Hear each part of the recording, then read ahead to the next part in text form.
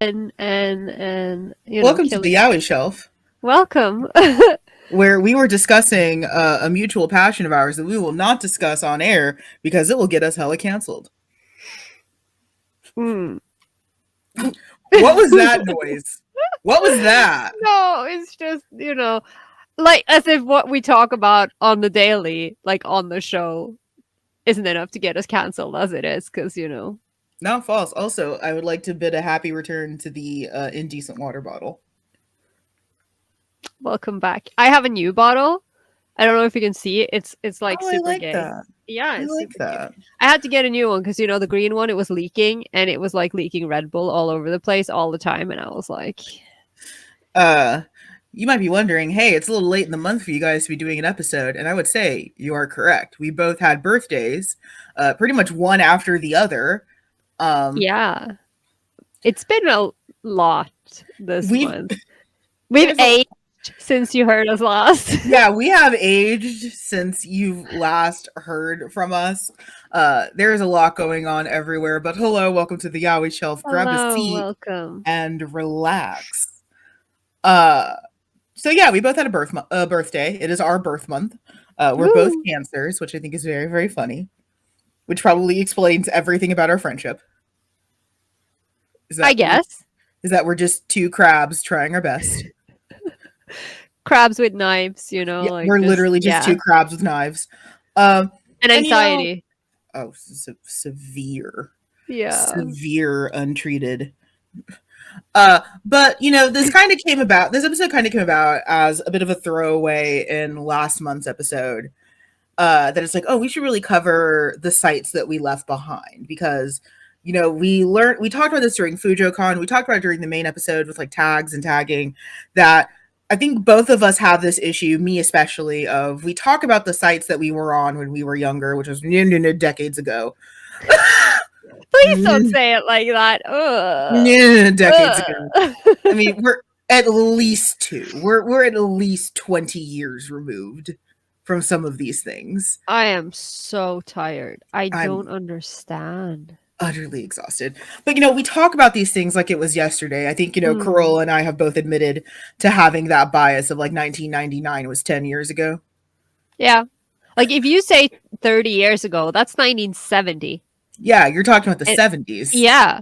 not the 90s. What the hell do you mean the 90s? Yeah, I what do don't you mean the 90s was 30 What? years ago? What the fuck?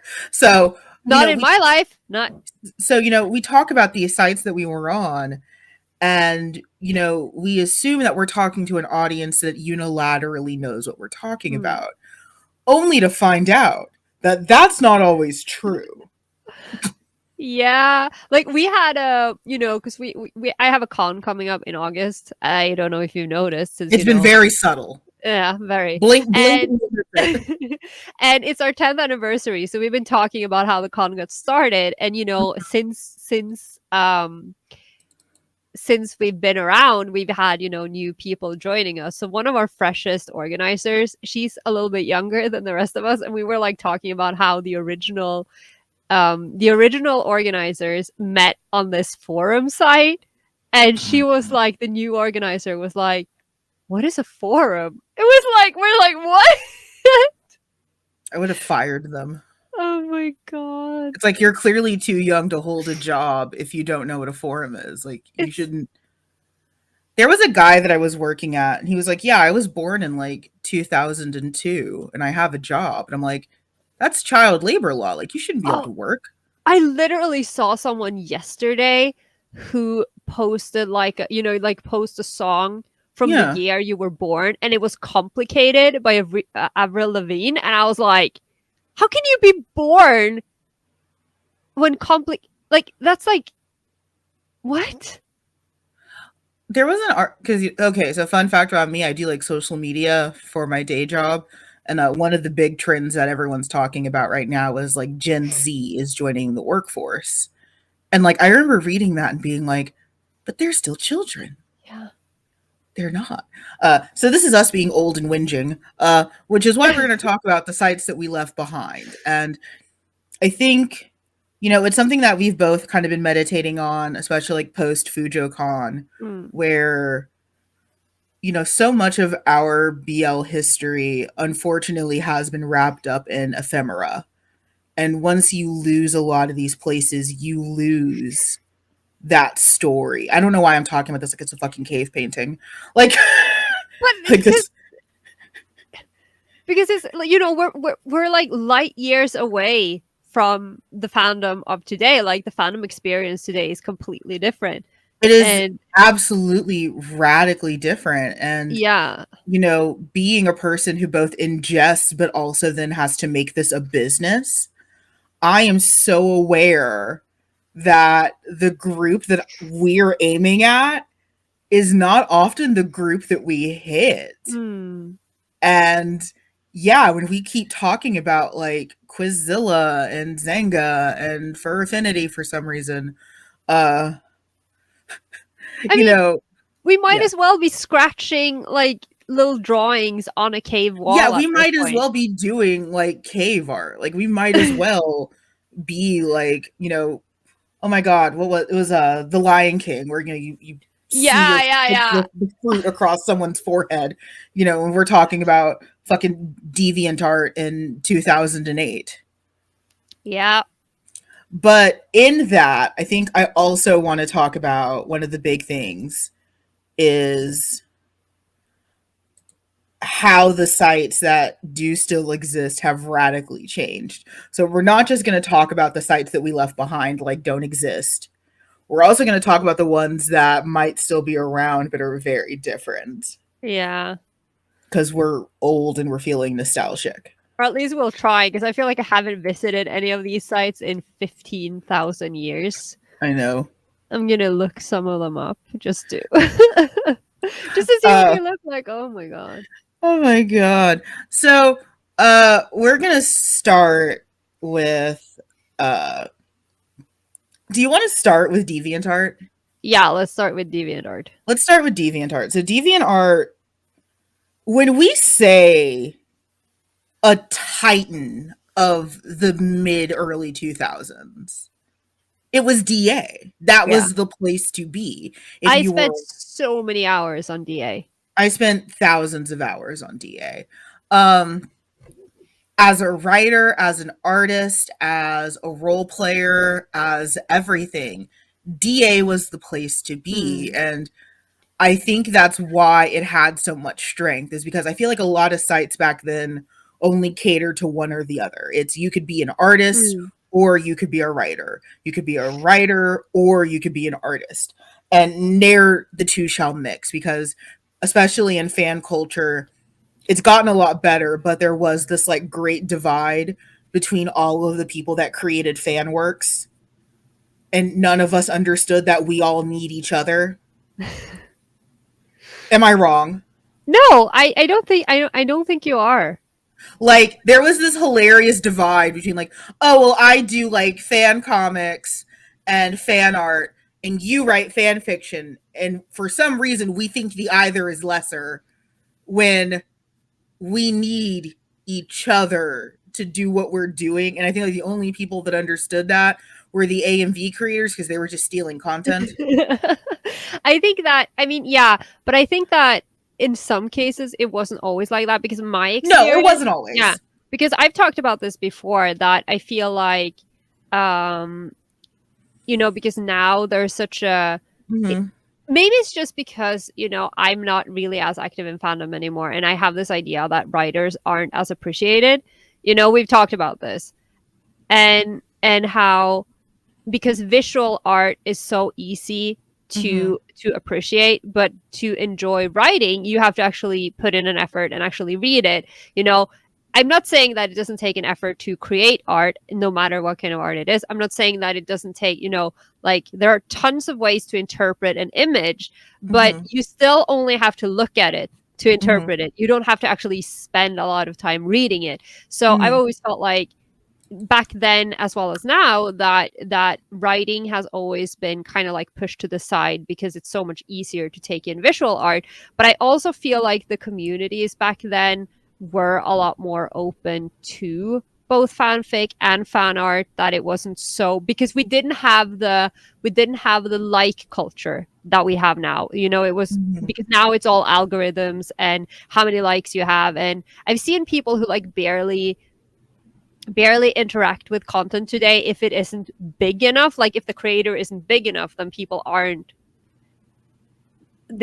interacting with the content. And I don't think that it was like that back then, but also like you're saying, there was also a divide because it was like you were either one or the other. And then you would have Yeah. like the rare occurrence where someone would make fan art of someone's fanfic. And I remember that Mhm. like being really cool. Like you would have someone and I was like, what, you can do that? And the only caveat that I'll say to that is, and this is me who's still very much into fandom, who is still producing fan works and has seen things change a lot.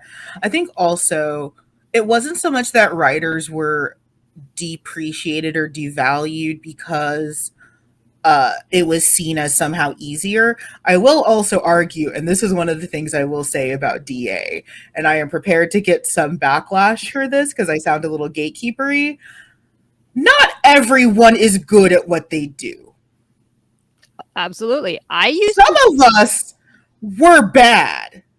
I used Some to of us are still bad. and let me tell you, Yeah, I can't draw like at I all. can't draw either. I was not always a good fanfic writer. I'll still argue that I'm not always a great writer. You know, I'm not as famous as Carola, but I'm not you famous. know, you Like have multiple books. yeah, but people don't yeah, I mean, Okay. Whatever.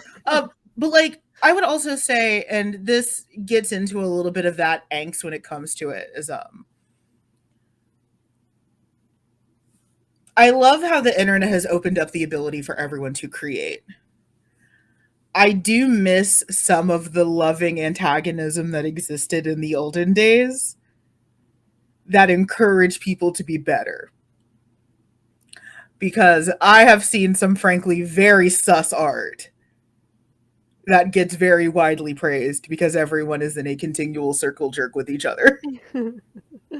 And that's great and fine, but like you don't get better by everyone telling you that your 3 lines that you're calling, this character is good.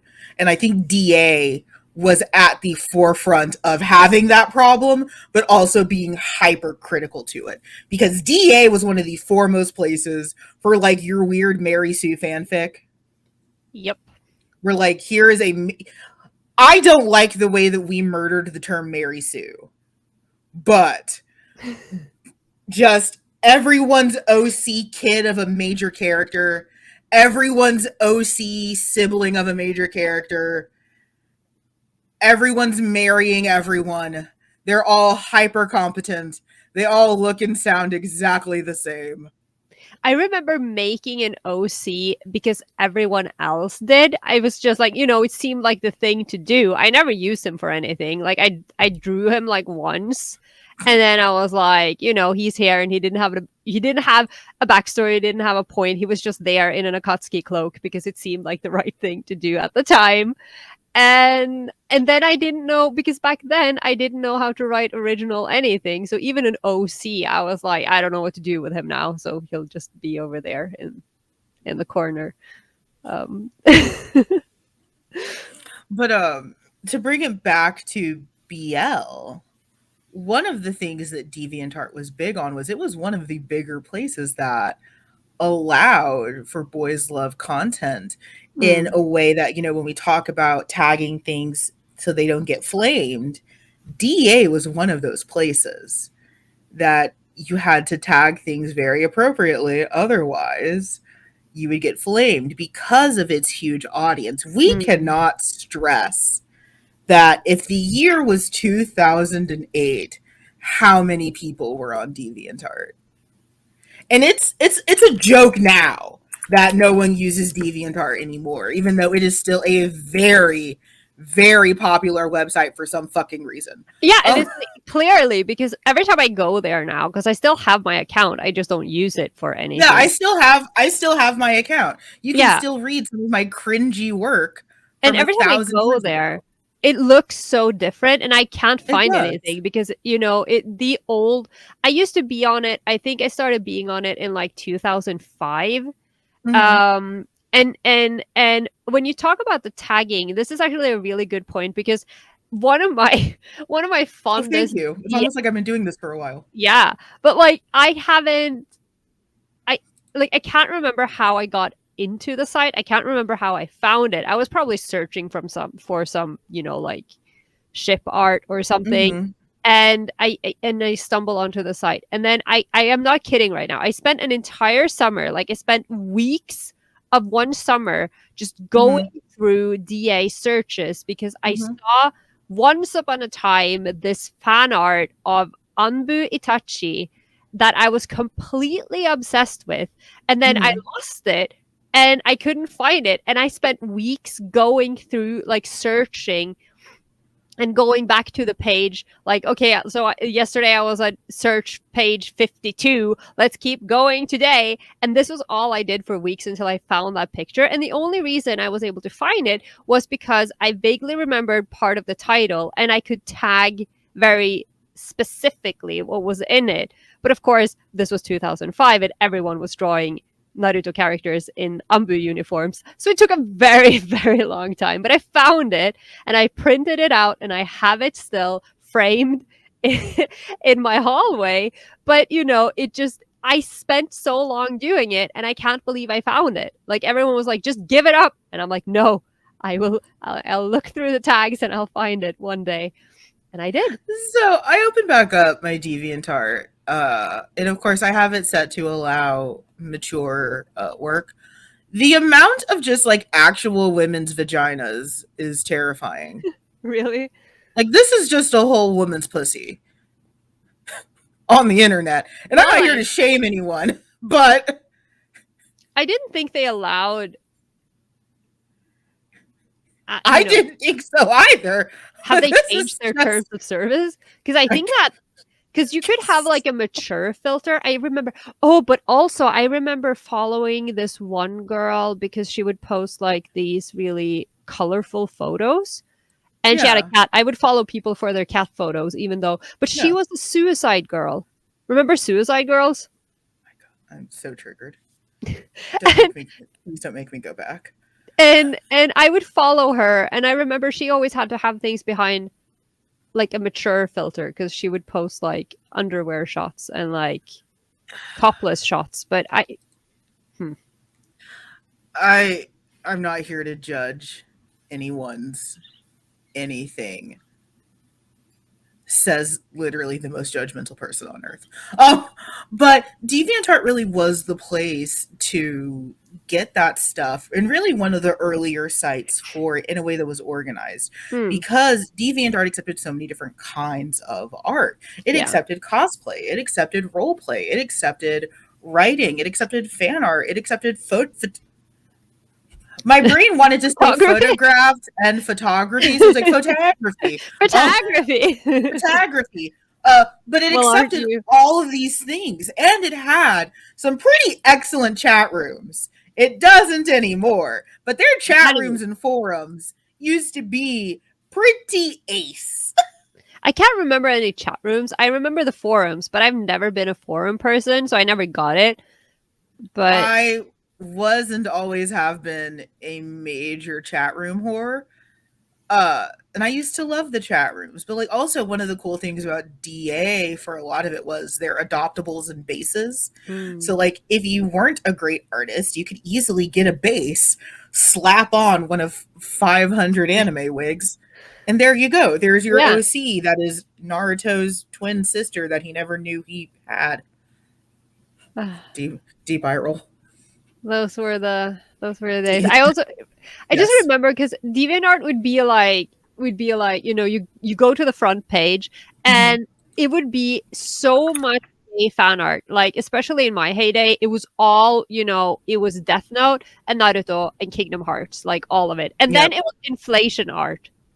There's still a lot of inflation. Yeah. So mine was always like Attack on Titan, Naruto, and for some reason, like Inuyasha, I guess like because it knew that I was old. The Attack on Titan was never anything I chose. It was just there. Apparently, everyone was still really, really horny for Attack on Titan. It was probably early in the Yeah, it was pretty early. There's still a lot of like gigantism, which sure. There's still a lot of vor, sure. There's a lot of furries, sure. Um, yeah. but and even just like in calling it DeviantArt, there was a grittiness to it, that we're called deviants, that it's, your daily deviations. There was this like Mhm. grittiness to it being younger that really did make us feel like we were a part of something, because I don't know if you were ever a part of this tangentially, but there's a huge divide in like the art community, that if you go to art school and you do like anime and manga like art, like, oh, that's cheap, that's stupid, that's Hmm. bad.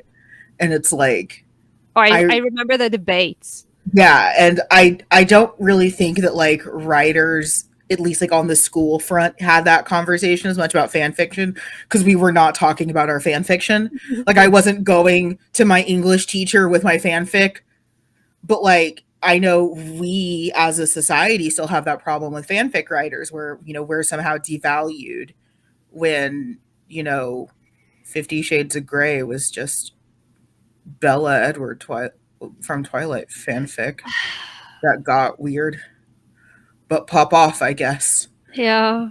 My 50,000 words about Matt and Mello that I posted for free. That undeniably is better than I'm 50 not Shades sure of if that's Grey. something that I'm happy about, because that's a pretty low bar.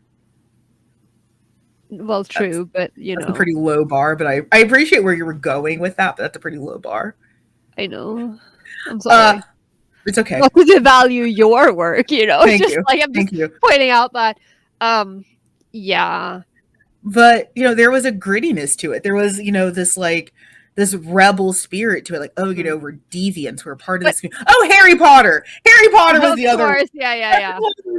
looting Harry Potter, the sheer amount of dreary, and Do then you like remember those? the, Of course you do. You know those Jerry drawings that look like photographs, the ones that were they were rendered so well that you had to take like a double take because you were like, yes, why? yes, Yeah. DeviantArt Um, was so full of those, but and there were I think it's yes, so funny because I was very young at the time, like 2005. I was in my mm-hmm, mid-teens or something. Not to mm-hmm. age myself or anything, but also I can't do math, so leave me alone. But remember, I'm not a native English speaker, and we actually didn't know what deviant meant for the longest time. And I think one of the reasons was it was one of these words that we hadn't really heard pronounced. So everyone in Norway called it deviant art. And so it I took like me a Deviant. while. Deviant.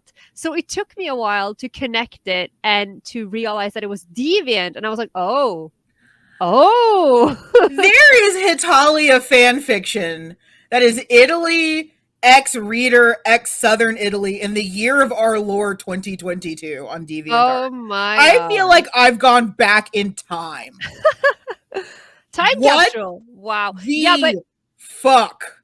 but was I feel like self-insert back in those days, it was much more, the whole OC Mary Sue thing and not so much Yes. the whole X reader. Because I feel like that didn't exist at all back when at least when I was No, active I in had a fandom. lot of X Reader. Oh really? I Okay. saw a lot of X Reader. Maybe it's And I just, depending on which kind of like so which crowds you ran in I or if anything, did so. Also, we have to keep in mind, and we'll talk about this a little bit more when we get to my site, Quizzilla, that oftentimes X reader didn't really mean X reader. It meant X failed OC that we said mm, was X reader to increase popularity. But these were basically just OCs. Like, X reader was always meant to be that they were a little bit more blank slates, because you're supposed to. So Matthew Inman, who does the Oatmeal, he did a bunch of really, really famous mm. comics. He talked about this with Twilight, where he calls Bella Pants, because you're supposed to just put her on. I call that character Lampchan or Lampchan, just Mm. because you could replace that character in any scene with a lamp, and they serve the same Yeah, purpose. yeah. So I refer to them as lamps. That, and also, like, it's just very, very funny. It's like, imagine this like very, very dramatic scene, and there's just like a lamp in the corner. Yeah. They're just dragging this lamp around because they serve the same narrative purpose. But But because they are a lamp, because they are pants, they're supposed to be a lot more blank slate than they are. A lot of ex reader, especially on DeviantArt, and even I was guilty of this sin on Quizzilla, wasn't really blank slate. They were characters. I guess we just gave up on trying to make them OCs and knew that ex readers sold better. Mm. So I still saw a lot of X Reader, and especially on DeviantArt, it was a lot of X Reader that, yeah, like basically was more like a role play in a weird way. That like it's an X Reader, but you're supposed to really fit into like you are this character rather than you are you. Yeah. I am horrified at the amount of actual pornography that is on DeviantArt. Like this is a whole man's dick. I think I probably can't see it since I'm not logged in on this browser, because I think you have to be logged in to see the. I'm logged in. Yeah, because I'm not, because I don't know. I'm logged in and I haven't changed my passwords. I think I actually did change my password a couple of years back just because I was doing a whole, like security measure thing. So I don't. So much of me wants to be shocked and surprised, and so much of me also. There's Code Lyoko fanfic. Are you looking up something in particular, or are you just like No, looking I on just the... kept scrolling on the main feed. Okay, because I'm scrolling the main feed right now. What is going on? DeviantArt, are you guys okay? I just can't get over that it's not gray anymore. Like it's not Yeah, like... it's very bright now. So things that I can draw from my current feed. Everyone wants My Hero Academia OCs. Jujutsu Kaisen is apparently very, very gay, and everyone. I mean, it is. I can't speak to that. Oh god, it's so good. And there's a horrifying amount of like actual pornography. Anyways, that's DeviantArt. I'm not getting any pornography. I'm kind of disappointed. I'm just there's so much like actual like art here, like like there's a lot of feet. I don't see anything. I don't understand. I happily trade. You can have it. Oh, there's a cute cat girl. I will happily swap with you. Please take it. Take the feet. You can have all the feet and questionable vaginas you want. Take it. I don't know if... Okay. Thank you, I guess. The worst gift ever received: questionable vaginas and feet. Yeah. How am I going to explain this to the wife, huh? But DeviantArt, it still exists. It's had many a scandal, including art theft. Sakimi famously revealed herself to be a terrible person, and Sakimi really was like holding up that website, and she revealed herself to be an awful garbage human being. That feels like so long ago that I can't even remember the controversy anymore. Like I won't dig it up just because I don't want to. Fair. I mean, I know there was something. I just I feel like there's just like a friggin', someone's having a meltdown on Twitter every single day, like 5 times a day, about some artist these days. So I'm just like, you know what? I don't even know anymore. Okay, so Sakimi was 20 years ago. Sakimi was valid. Yeah, I followed Sakimi. I remember. Yeah, I will not dig it up just out of respect for our sanities. But I know Sakimi was like holding DA up. And then she lost a lot of followers. Not enough, because she's still very popular. They had a big scandal with selling people's art illegally, which both of us will be quiet about because art theft is a thing. And that's a whole other, yeah. Yeah. And realistically, it never really grew out of that idea that it's kind of, again, without sounding like gatekeepery and gentrify-y, DeviantArt never really grew out of that reputation of it's either like professional artists or your friend who thinks they draw good. Yeah. Like there was a huge quality divide. Like you either have like professional artist, professional writer, professional photographer, and your friend who like took a photography class at the community college. and is taking like quote unquote artful photos of his like suburban backyard pool. Yeah. And Which, yes. And I also remember, you know, within those groups as well, or within those divides, there were more divides because like in the, you know, I would follow mostly people either that I knew in real life or people who posted obviously content that I was interested in.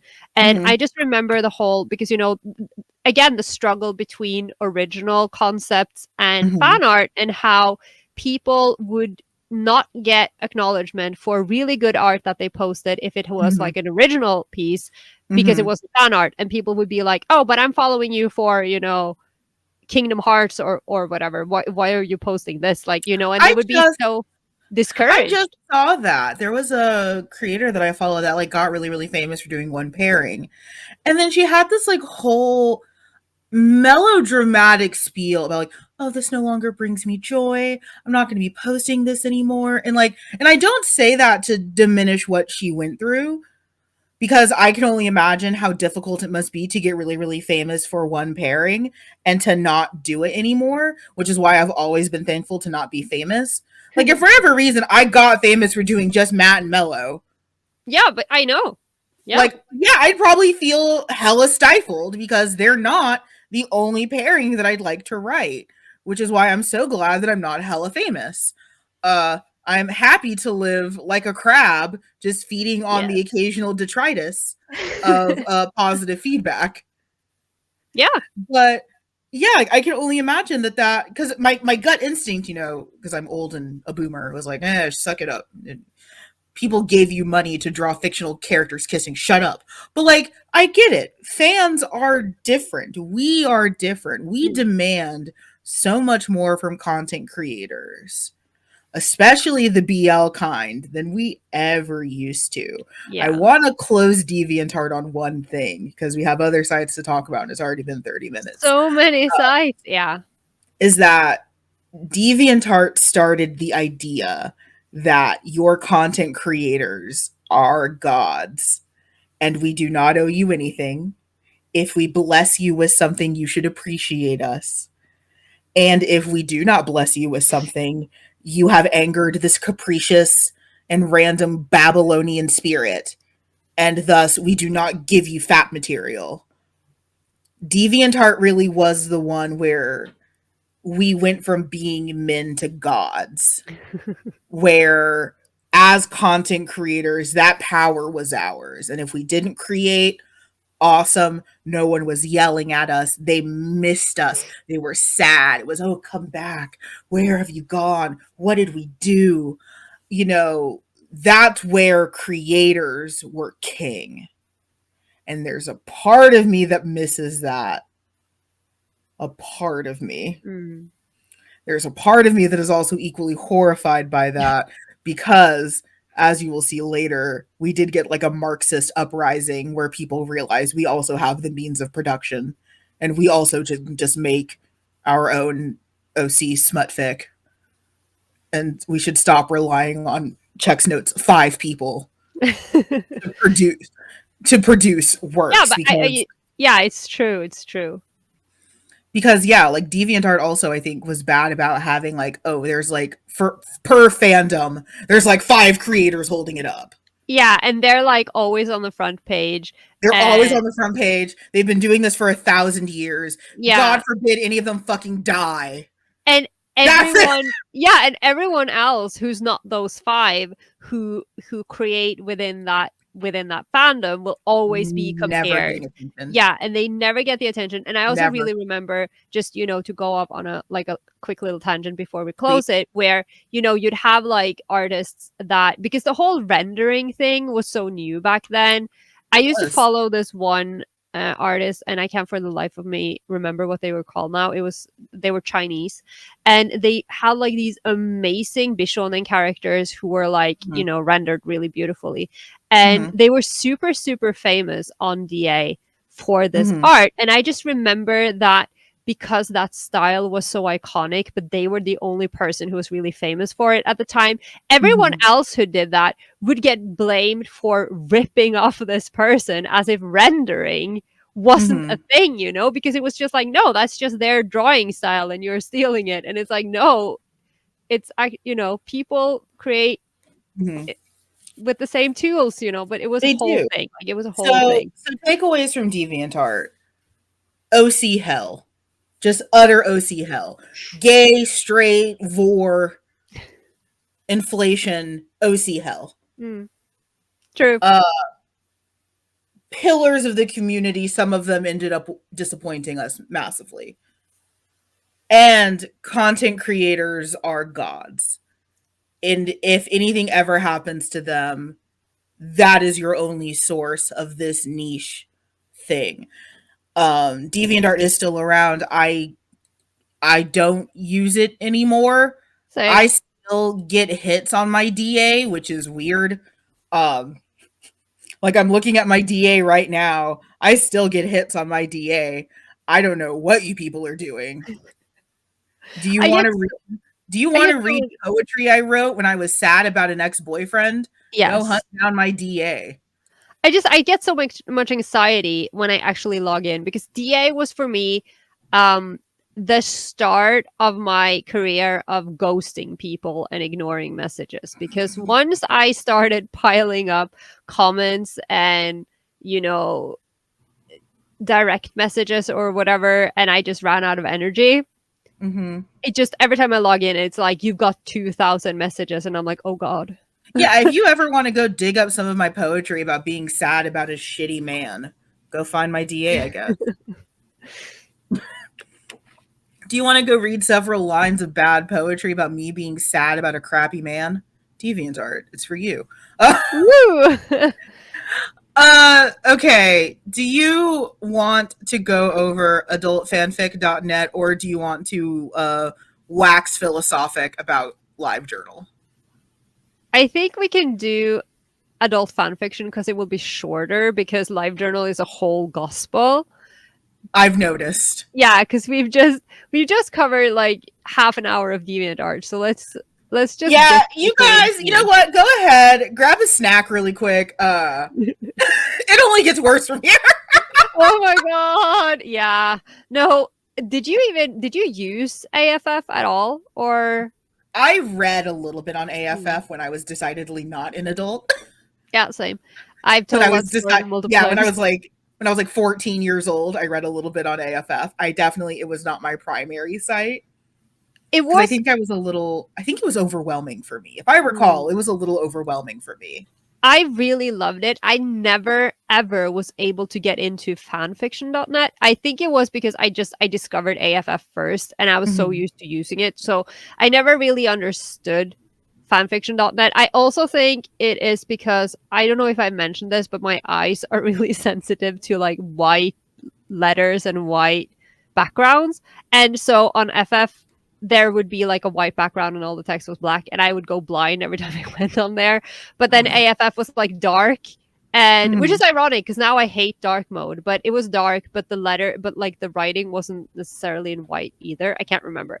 I Mhm. think in general, like the color scheme was horrible. But what I remember is like because it was so like it was so I don't want to say basic, but like primitive, you know? Because I think about all of the tricks that we used to do for AFF.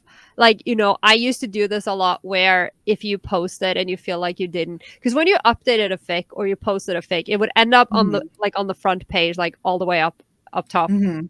in newly released or newly updated, and Mhm. you would try to update at a time where you knew that a lot of people would see it, but for the longest time before they fixed this thing you'd go in and like edit a single typo and it would still pop up as most recently edited. So I would do this a lot just to get more clicks. It was Yep. and then and then they changed it so you couldn't do that anymore. But I also remember that you couldn't have because on AO3 and sites like that, and like LiveJournal also back then, you have a reply system. So if someone left you a Mhm. comment, you can reply directly to the comment. But on Mhm. AFF, there was no such thing. So everyone would have like a section at the bottom of their fic or at the bottom of the chapter where they would reply to individual comments for each previous chapter. So you would click on a chapter and it would look like it was, 6,000 pages long.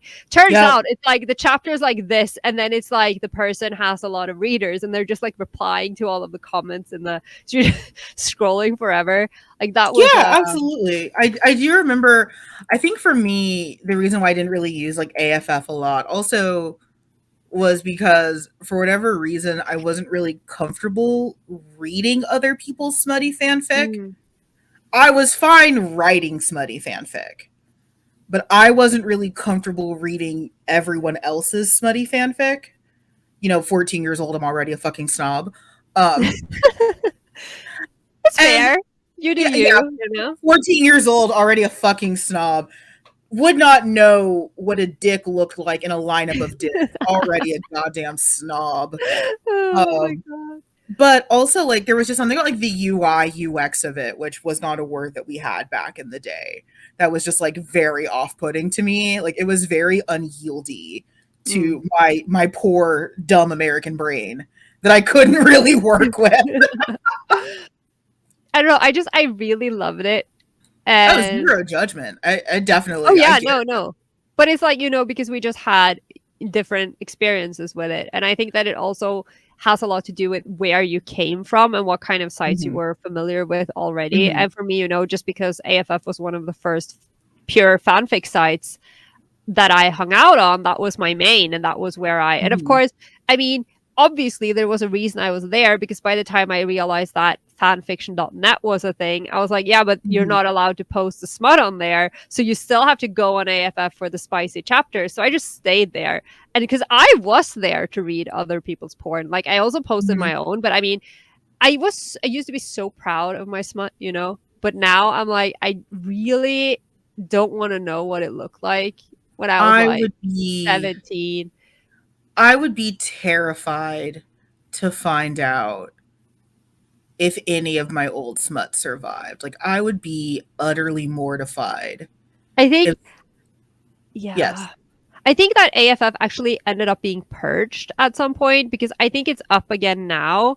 But I tried logging in and I couldn't get in, because I think they either purged all old accounts or the whole site was taken down. And then, because I think it was like, there was like a big, something happened to it and it was taken down for a while, and then when it came back up, you had to basically create all over again. So I don't think any of my stuff is there anymore, thank God. But my god, but I really I only have fond memories of that site, even though it was kind of a train wreck. But again, we talked about it a lot during the tagging episode, etc., because that was when there were the tags. You had the disclaimer, you had the tags, and it was the citrus scale, and just the slightest bit of mention of what kind of lemon it was, but you wouldn't have extensive tagging like you have today. No, absolutely not. And for better or worse, it was the system that we had in place and we dealt with it. I mean, it was all we knew. There are a couple of other sites that I think do, like, now that I'm thinking about it, deserve an honorable mention. And I know what I think I know what we're going to do for Patreon now, because they don't really fit specifically into this episode. But I'm looking at some other sites and it kind of has my brain turning a little bit, that I feel like they deserve honorable mention as part of the Fujin experience, but they don't necessarily fit neatly into this episode. So I will elaborate on that later when we're not. Yes, please. But no, we're just going to go in fucking dry. Let's go. Patreon episode. Hit and record. Of course. I mean, we're already talking about the customs of old, so why not just go in dry? Because honestly,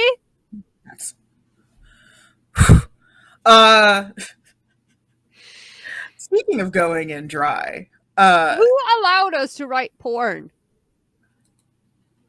Lax parenting.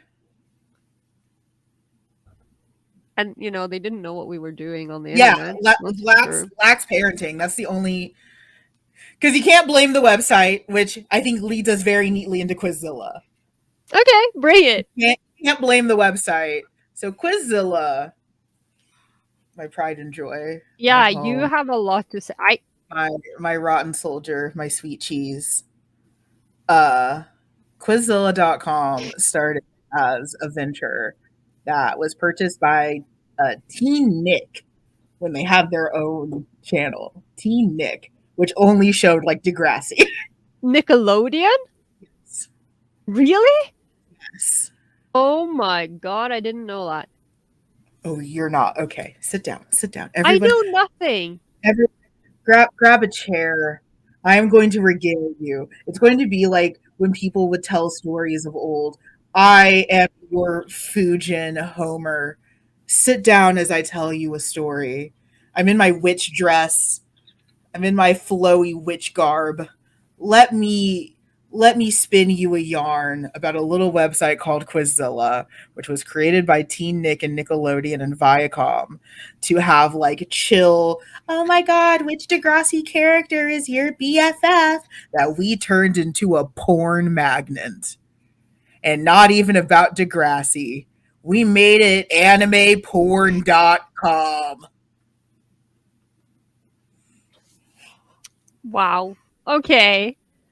And we did it by exploiting a very interesting aspect of the site, which is something that people still exploit to this day, which is poor content moderation.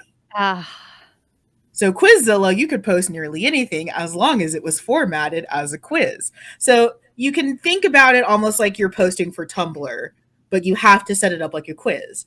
There has to be some kind of answer at the bottom. But whatever you did with the rest of that content block is up to you. Oh, okay. So as long as we could get to the end and format it with some kind of button, we could do whatever we wanted. And boy, howdy, did we. Oh my god. And Okay. boy, did we. Because that explains so much. Because whenever we talk about Quizilla, I only remember it as a quiz site. And I, used it really like very rarely. So I have no fandom experience from Quizilla. And then you're over here like talking about fanfic. And I'm like, but wasn't it a quiz site? Oh, okay. It was. That's the Okay. thing. It was. It was also. Because now I understand how you did it. Because I've been like, was it like BuzzFeed where it would just have like different sections? But no, so you just turn the quizzes into porn. Yeah. Wow. Okay. Yeah, pretty much. So typically we were able to exploit that by at the end of the button just being like, did you like this? Yes or no. And then that feedback didn't matter. Sometimes we didn't, sometimes we do like really, really cool formatting tricks where, okay, so as I mentioned before, social media and PR is my day job. So back in the day when people needed to make search engine optimized websites, one of the ways to do that is keywords. So if you write a blog post about fun things to do in Norway, when you're writing that blog post, you need to bring up Norway, fun things to do in Norway. So when people are searching it, that's going to come up. One thing we used to do back in the day was called keyword stuffing, where we would just take fun things to do in Norway, copy paste it 500 times, make it black behind black text. So Google still read it as there, but no one ever saw it. Oh my god. We would do that with the quiz options. Oh my god. So we could just post anything. You guys were fancy. We would have fanfic that had music behind it, little cursors that moved. There was one, it had like an 8-bit music box version of Wind by Akeboshi from Naruto that I can still play in the back of my head. We had fancy wallpapers behind our fics. We had custom cursors. They played music. Our profiles played music. This was our house. And none of it was meant to do what it did. It was never meant to be what it was. And that's, I think, the best part about it, is that it was never meant to be what it ended up being. I don't know at this stage how it got there, about how that anime migration happened, about how we made it a porn engine, but it started with Dreary and ended with Naruto. And it was, I think, in so many ways, so emblematic of what was going on in that like early 2000s fan culture, where pop culture really was ignoring fandom, like anime fandom, because, you know, for us to sound like old and boomers and stuff, this was not popular back then. This was No. not popular. It was not cool. None of us were proud to be, you know, anime and manga fans because it wasn't okay. Like, it wasn't exciting back then. Um, so, you know, for what Nickelodeon thought we wanted, they thought we wanted, you know, Degrassi. We didn't want Degrassi. We wanted Full Metal Alchemist fanfic between Mustang and Ed. That's what we wanted. I mean, That's what we wanted. I've never watched Degrassi, but you know, it doesn't sound as interesting. I You must know admit. what? I can agree. It is not. So Quizzilla, I think, just like for the sheer level of what we turned it into, because it also, so Quizzilla also had a huge problem where it very, very quickly gained a reputation for being not what it was. And it was part of the giant like purge war between like Anne Rice and J.K. Rowling, because they discovered, oh, people are taking my very, very not gay thing and making it gay. People are taking my very, very not gay thing and they're making it gay. And I don't like that for some reason. For some reason, that upsets me. I just want to point out, you know, Anne Yeah. Rice. Yes. Now, I have not read the books, Yes. but the fans did not make those vampires gay. No, we No. made we made the vampires gay. Those were just some good friends. Those were some chill bros that there's no homosexuality there whatsoever. Nope. Nope. We corrupted that. They were Yeah. very straight. Oh yeah. Nothing happened. It is our fault. We are wrong. And it's not like they adopted a child or anything. Like, No. okay. But right now, what's amazing about thinking about Quizzilla is the fact that, for the most part, I get people that don't know what we did and why we did it. And then every once in a while, I'll talk to someone who did. Like, I was on a call with someone and they were like, oh my God, you're right. Like, we did that. We did that. And I almost miss it. Almost. Almost. So I got to the Wayback Machine, and I'm Oh. gonna see if I can pull some screenshots for you guys so you can see. Actually, let me close out some stuff. And this is going to be great for the video portion of the podcast, but for no one else. You're going to have to deal with it because we learned the magic of screen sharing the last time, remember? Oh yeah. We learned that we have the magic of Do we remember it? yes, we do. Just let me share my fucking screen. Just let me share. Oh my God. Why? Why do you make this difficult for me? We're going to open up one tab. Yes. Share. Why are you like this? Show on stream. There we go. Okay, I can see it. Yeah. Okay. So welcome to Vintage Quizzilla.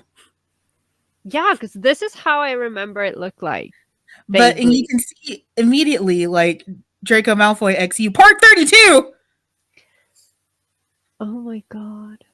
So let's just, and then you have the quizzes. You do have the quizzes. Of course you do. Of course you have, oh my God, I don't even want to know what this is. Rated E for everyone. Lust for a Young Girl's Blood. Okay. We're not going to ask questions about that. There was a lot of fic about musicians. So much.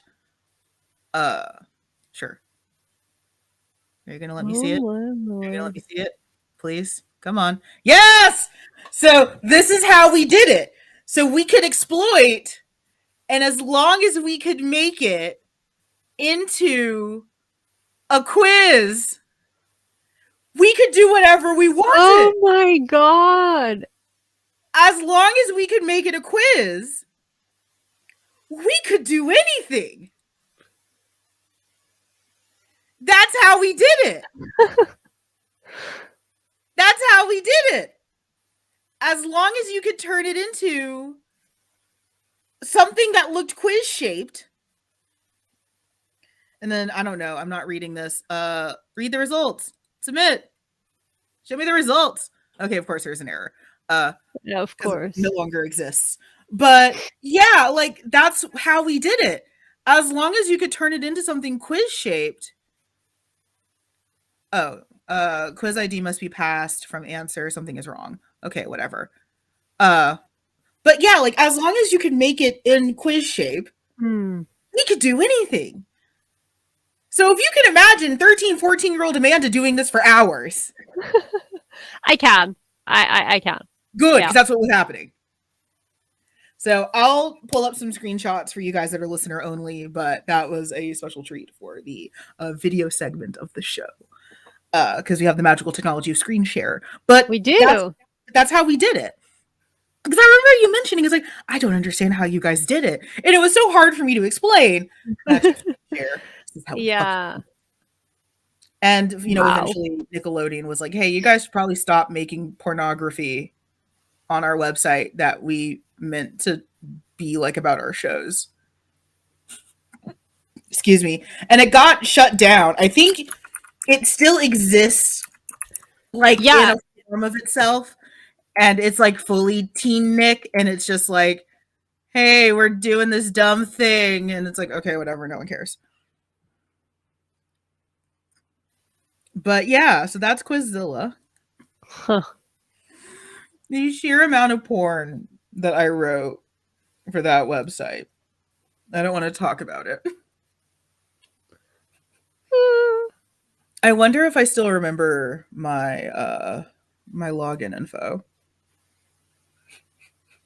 You probably do. It's probably locked away somewhere in your noggin.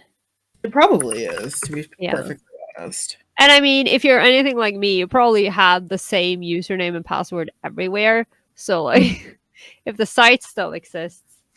Yeah, the problem is that the site doesn't really exist. So like doing it on the Wayback Machine is kind of hard.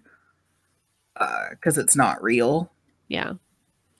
But yeah, like that's how we did it. That's how we did it for all these years. And it was in hindsight, it's a brilliant system. In hindsight, absolutely brilliant.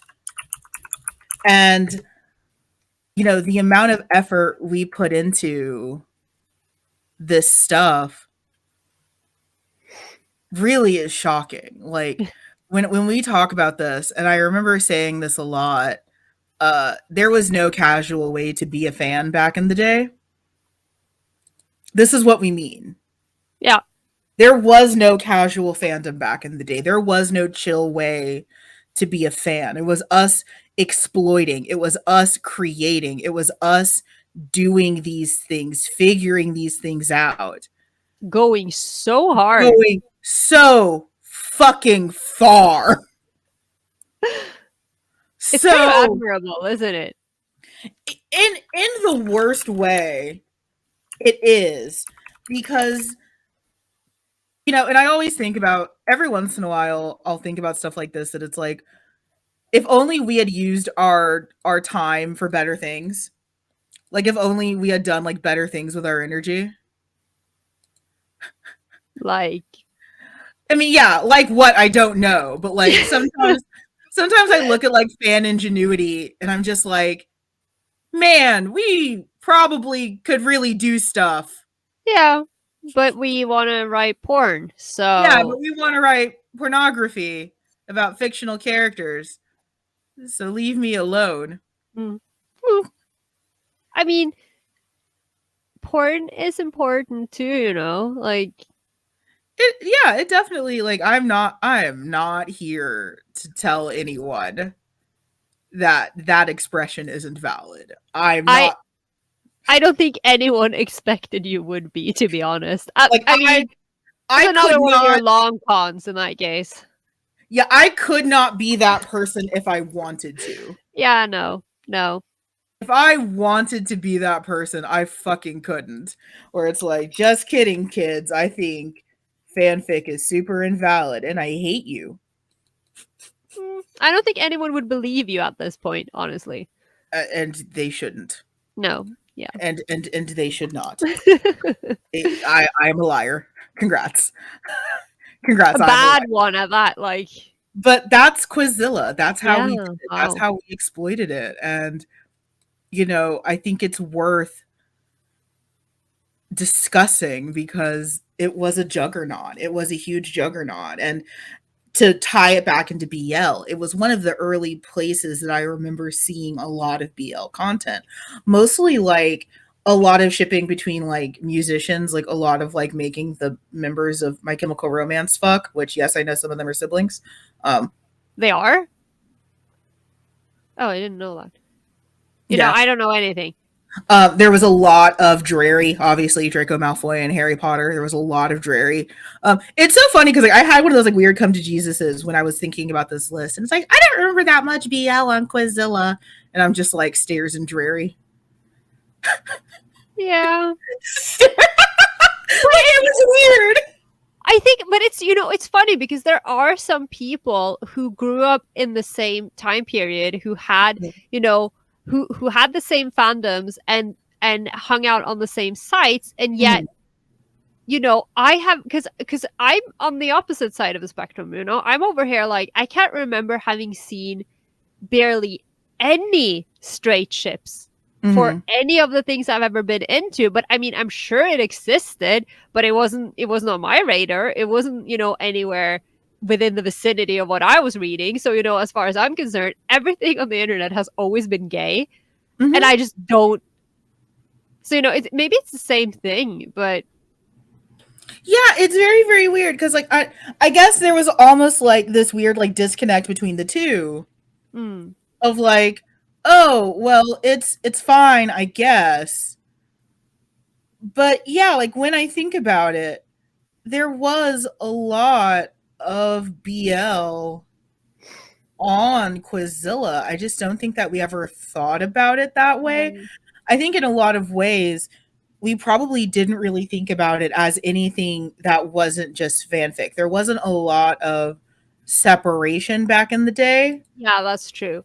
And also, because again with the terms, because BL wasn't a term that we used. No. I remember not knowing what it meant because, I was under that stupid impression of, there was, and we used to separate because, there was the impression of yaoi and shonen being, again, yaoi being hardcore and Mhm, explicit and shonen being soft and fluffy, but mhm. also separating anime ships. They were the yaoi and shonen, and then you had slash for anything that was Yes. Western.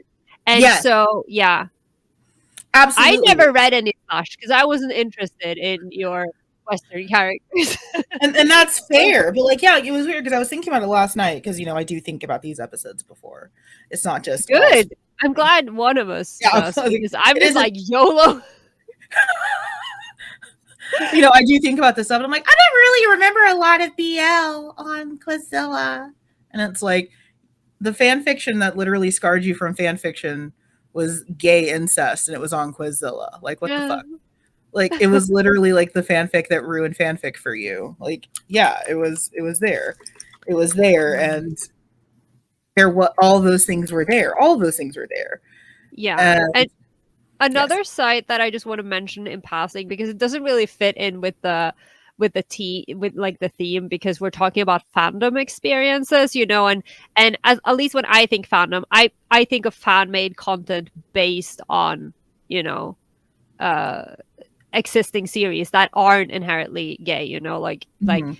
I think about fanfic that has been, with I mean clearly these characters are all gay, because may I remind you that Sasunaru is, canon, but the media itself isn't necessarily branded as BL or whatever. So I'm talking about fandoms for other types of series. But I want to point out that another massive influential and important site in the same era is obviously Arin Fantasy, and we talked about Arin We have talked about it. earlier. Yeah, we just have to mention it so no one thinks that we don't acknowledge its existence, because it was so important. Here's your blanket disclaimer. No, this is not a chronological discussion about every fucking site that ever did a gay in the early 2000s. There's probably a lot of things that we're leaving out, and I think if anything, that only adds to our point more, is that fans really are in a lot of ways like weeds. Like, we just made do. Like, we ruined Quizilla. Like, congratulations. Like, we corrupted it from the inside out. Yeah. Like, we made do in like ways that frankly we shouldn't.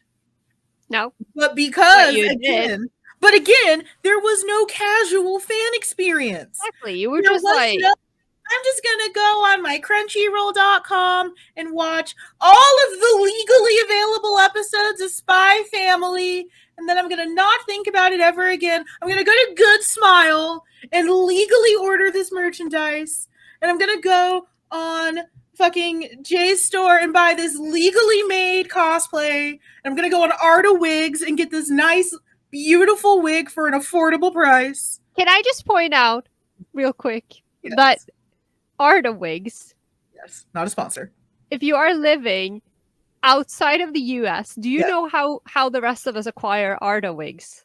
From us.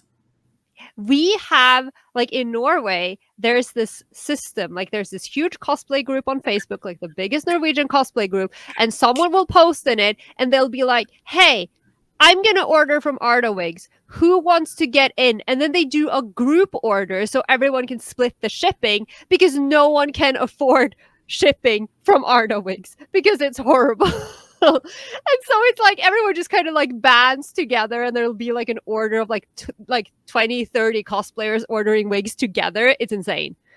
Just, Arta Wigs is not a sponsor, but no, absolutely not. But I can definitely see how that would be. Why are they selling right dye? Like, you can't just go get right dye at Joann Fabrics. It is not 2003 anymore, Arta. We can just go get dye. We have the internet. We can dye wigs now. You can.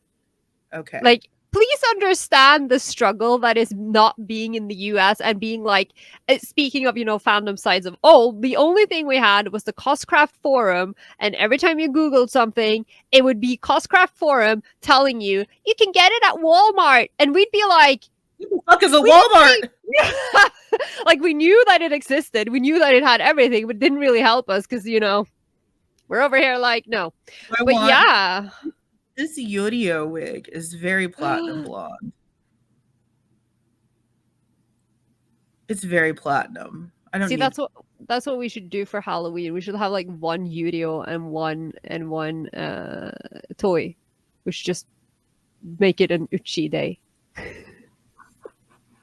I feel like that is easy to do because it's obvious who's doing who. There's no question about who's doing who. If by the level of innuendo you guys are still lost, what Carola just said is, I want to cosplay Yurio. I already have Yurio, I just need to put him on. What Carola just said is, I feel like dragging Yurio out of the closet for whatever reason. Every day of my life. Yeah, he's still in there. Just I love vibing. him. He's in there with Otabek, okay? He's having a great time. I don't want to. Sure he is. I don't want to disturb him. Yeah. Do you want, as I've whinged about Quizilla, do you want to talk about LiveJournal? Because we have a little bit in common for this one. Oh, I love LiveJournal. Like, rest in peace. I cannot remember. Actually, yes, I can. Yes, I can. I can't remember how I got into it because like it was there, all along. Um, Yes. but I had a friend who went on exchange, and while she was on exchange, she set up a live journal blog Mhm. that she very rarely used, but I set up one so I could follow her. And then, Mhm. the snowball started rolling because I discovered all of these communities. And I've talked about this so much on this podcast, how much I love LiveJournal and the communities, and how you could customize your friends lists, and you could have a multitude of friends lists. So I would have like one for close friends, I would have one for specific fandoms, specific pairings, only communities, and so on. And I would like go through my list. And Yes. there were so many things, like I can't. We used to call it Elgay and even worse things when it was down because it had a lot of issues. I'm not gonna repeat that one word, but But I know what you mean. yeah, I Fun know. fact: LiveJournal still exists. Yeah, I know. I actually logged into my LiveJournal yesterday because I was my friend sent me a snap on Snapchat earlier this week. They were Uh-huh. at friggin' I think I mentioned this in the Discord actually, because they were at the mall, and there's the You store did. called and there's the store called New Yorker, which has like Mhm. a lot of like urban, typically like mainstream fashion. And they Mhm. sent me this snap, and they were like, "Oh my god, they have all these Naruto shirts at New Yorker." I'm like, "What?" And I had them pick one up for me because it had Sai on it. Like it has Naruto, Sakura, and Sai. And I don't have any shirts with Sai on You're it. just So gonna what? Cut out Naruto and Sakura to have Sai?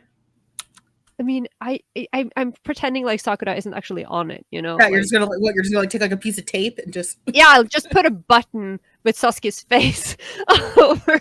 But I wanted it because of Sai, and then I realized because I was one of the co-founders of this one community on LiveJournal, which was called Mhm. Chimpo Daily, which was dedicated to Sai, and all we did was post screenshots of Sai and like graphics of Sai and like the occasional fanfic, and we would play the penis game in the comments, where you're supposed to scream penis louder than the last person. And then we would do it with like huge scrolling text with glitter until we broke the comments. It was hilarious. And I was thinking about that community. So I logged in, and it's still there.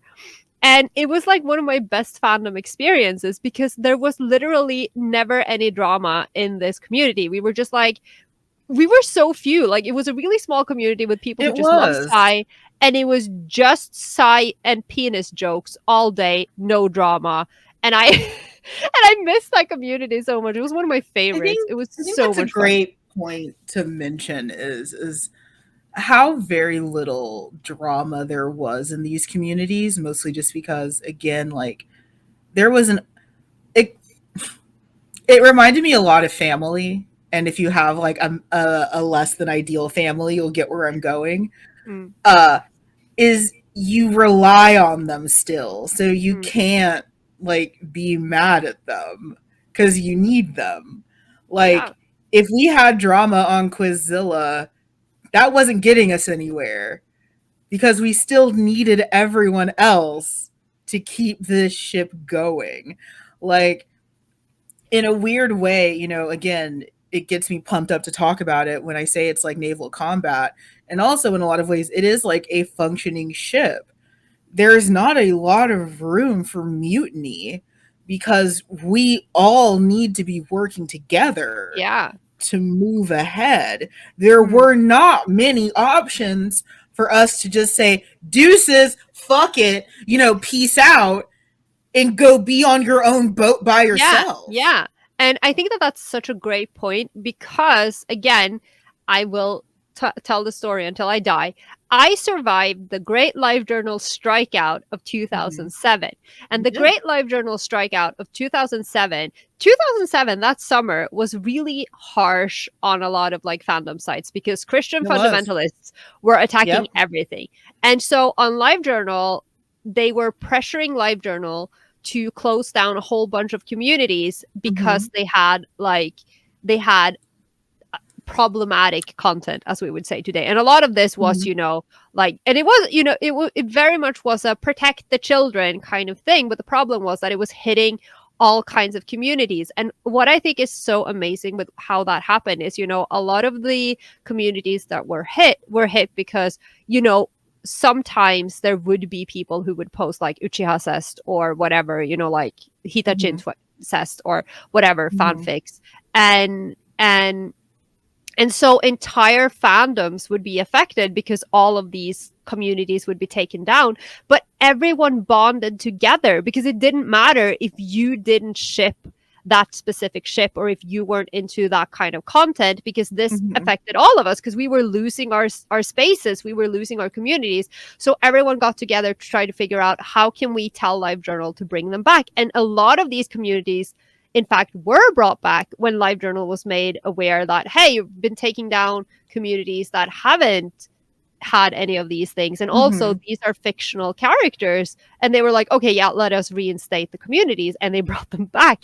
And I don't see that happening today because now you have that whole, not to talk about that again, but where you can't be pro anything, like, because if you're pro ship, meaning I support everyone's right to enjoy the content they enjoy, then that automatically makes you problematic, and people wouldn't have supported it because it would be like, yeah, but that was taken down because it's problematic. And that wasn't how we responded to it, because we needed each other.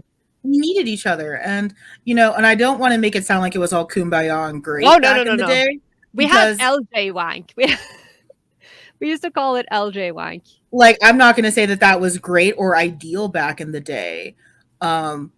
But in a lot of ways, like, yeah, we really didn't have a lot of room to do what a lot of, because, so here's one thing that I think also, like, is important to mention, like, with it being our birth month and us being older, is, like, when we look at drama that happens nowadays, if you've ever been disappointed by our response to drama, which I don't think anyone ever has been, but let's say you're a new listener. Let's say that you're brand new. First of all, how the fuck did you find us? Please tell us. Please tell us in the comments. If this is your first episode ever, please let us know how you've stumbled upon this hidden gem. But if you've ever been disappointed in how we've responded to something, I think so much of that comes down to the sites that we came up into, and is for, it's formulated and based in the fact that, yeah, we didn't have a lot of room for that drama to exist back in the day because we needed each other. If you ran afoul of the one other person doing Uchiha Cest, there was no Uchiha Cest for anyone. You ruined it. Like, if people would let you know, you ruined it. We'll probably talk about that a little bit more when we get into Tumblr of old. Because we still need to talk about Tumblr of old. God. Where there was this understanding, again, much like DeviantArt, where we are random and capricious gods. And if you piss us off, then you've shit the bed for everyone. It isn't just you who are impacted. The whole boat's going down. Yeah. And, like, I'm just going to, I will keep harping on this because I really, really loved LiveJournal. And the only reason I stopped using it, really, apart from how I was burned out and couldn't do anything anymore, was the fact that they started changing the site and they started changing the way it worked. And I got all of these weird, like, glitches and errors, and I had such a hard time with the HTML because I, with the LJ cuts and all of these things, and I would struggle so much with just posting because I had so many issues with it that I just kind of like, I just stopped using it, and most of my friends were moving on to other sites as well. But I think about this site so often because to this day, like, my best online and fandom experiences have all been on LiveJournal because I personally feel like it was the perfect site because of how customizable the friends pages were and the communities, and how you could do all of these things, and how easy it was to filter out content that you didn't want or to filter in content that you did want. And and how we used to have the friends lock, and you would have the post that was on top, that was pinned, that would be like comment to be added, and you had there was like a whole system that made it really easy to use and very easy to cultivate. And I haven't had an experience like it, and I think I hold everything to a really high standard because of how well equipped the live journal fandoms Mhm. actually were. And I miss it every single day of my life. So I Googled something and I have been taken back in time. Oh no. Oh Do you no. remember a little website called Flash Revolution? Barely. I found my FFR profile. Oh dear God. Like, was that like a flash? It was a Flash version of Dance Dance Revolution. Oh my God. I found my old FFR profile. And if you want to go back to 2000 and something, if you want to go back to 2013 real fast, if you want to go back to Oh my 2011 real God. fast, Look at that. Oh, I my can't read. There's a song here called "Shut Your Mouth," and I read it as "Slut Your Mouth." So, hello. my favorite movies listed are Cruel Intentions, Death Note, which wasn't a movie, 300, and Saw. None of that is accurate. I don't like any of the Saw movies, and Listen, I've Cruel never liked Intentions is 300. great, Yeah, the Cruel Intentions is accurate. Death Note, which was not a movie yet, and but I've never. the Japanese live actions came out in 2008, though. I You feel like know, they. good and goddamn well, I wasn't watching those. Oh, okay. I watched them. I really like them. That wasn't a quality judgment on them. It was a quality judgment on I was trash. That was that wasn't No, a I was quality just judgment. saying.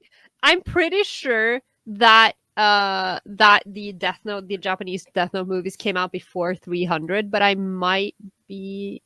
I'm just saying, we were trash. Oh, yeah. I'm not saying. I mean, I'm still trash. So I'm not. We were trash. I also Most of us. remember. I also remember thinking that was it Xerxes or his son from 300 was kind of hot. Yeah, Possibly. it was his son. I think he lost his head. I think I was really upset because like spoilers for a movie that came out in 2007, I guess. Spoilers for history, I guess. Spoilers. I remember seeing that once, like on a Hitalia fanfic, where someone was like, "Spoilers for World War II," Hmm. and Yeah, I have concerns. Hello. and I wanted to quit the internet. Oh Spoilers for how God. World War II ends. It's like, Well, I mean, I'm sure there are some countries out there who have been taught differently. Like, yeah. No, let's not go there. we're not going there. Let's just Yeah, carry on. Yeah, I flash was flash letting revolution. you dig that hole. I was waiting to see how you'd get yourself out No, of it. no, no, no, no. Um, okay. Do you want, because while I know we can talk a lot about why Gallery and Zenga, and that might have to be the Patreon part because it's I already been an hour and a half. Yeah. Do you want to wrap up on Tumblr of old? I think so. Yeah. I mean, Because we're still doing a Patreon episode. yep. Let's wrap up on Tumblr of old because we could be here for another checks notes several hours, We and could. We it'd could. just be I us mean, delirious and old. we were just like hanging out for like half an hour before we even started recording, just like talking about true crime. Um, to put it, We were. That yeah. is correct. That is absolutely correct. So let's wrap up on Tumblr of old. When you But say of old, like what time frame are we I am talking? talking Tumblr when it was at its worst. Like 2010 was Sexy Onceler, Super Hulock, um, like Tumblr at its worst. Because remember, we're trying to keep this in the sphere of BL. Yeah.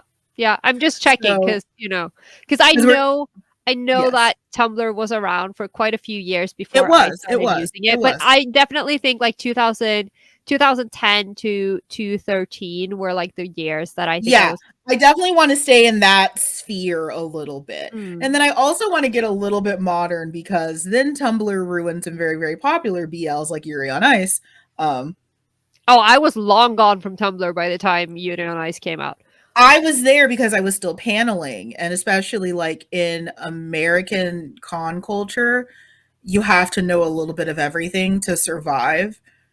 Like you can't just be like, "Oh, here are these shows that I watched 20 years ago," because I'm gonna sound so mean when I say this. The kids are dumb, Carola. The kids are dumb. They're I not mean, watching. They're not watching the old stuff. I made a reference to Cowboy Bebop, and I had people that had never seen it before. but that's why, what I am doing right now is I'm making Torukon's anime quiz, which is famous for being fucking hard, okay? And it's not because I'm evil, it's You think because I'd pass? maybe I mean, pass is a strong word. Like, no one has ever got more than half the answers right. So whatever team or person gets the highest score wins a prize. But Mm-hmm. the way that the quiz works is literally that because we need everyone to have a fair shot. We have new series, we have old series, we have obscure series, we have all of the genres. And I Mm-hmm. usually tell people the only person who can answer all of these questions is me because I watched all of this in order to make the quiz. I have watched so many series that I don't care about because I need to be on top of things. So I absolutely understand what you're saying. So, like, I honestly, I feel like my feelings about Yuri on Ice would have chilled out a lot more if it wasn't for Tumblr. I feel like there's a lot of series that like Tumblr actively ruined Tumblr for me. ruined so many things for so Yeah, many like people. Tumblr actively ruined like Steven Universe, Adventure Time, Oh, Steven Universe Yuri on ruined Ice. for me because of a person that I don't like, but that's different. Yeah, but like Tumblr, I want to encompass that in, so I'm going to expand your range just a little bit because I think we need to talk about how Tumblr was really always toxic. Because that's the one thing I'll Oh say is yeah. that people really like to say, oh, well, that's when it got toxic. Tumblr was always toxic. Yes. And it just Costa Concordia pivoted to be toxic in a different direction. Yeah, Because because that's. I very distinctly remember the first time I heard about Tumblr, it was because it was getting flack because it was glorifying eating disorders Yes. and self-harm. And I was Yes. like, I'm not setting foot on this site. And then I Yeah. did, I mean, and it was Tumblr all gays. and Tumblr, I think in a lot of ways was like DeviantArt, like depending on where you Yeah. were, there were You've seen parts of that the map, site right? The I Tumblr have. map. Yeah, Yeah. I have. Like Tumblr, I think for better or worse, you could be on 15 radically different websites depending Yeah. on how you aligned yourself. There was the part that had fan fiction about the Columbine shooters. Yep. I luckily have never seen that in the wild. Um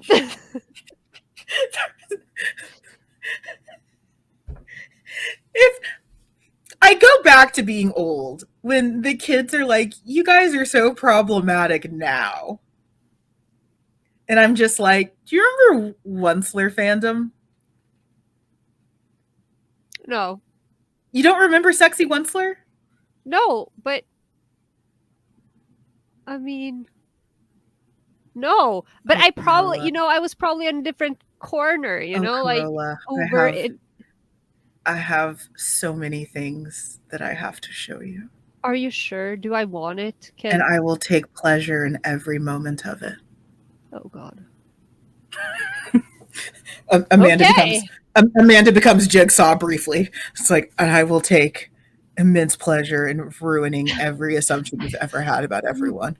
Mildly terrified. But okay. So, do you remember the mid 2000s version of the Lorax with superstar Danny DeVito?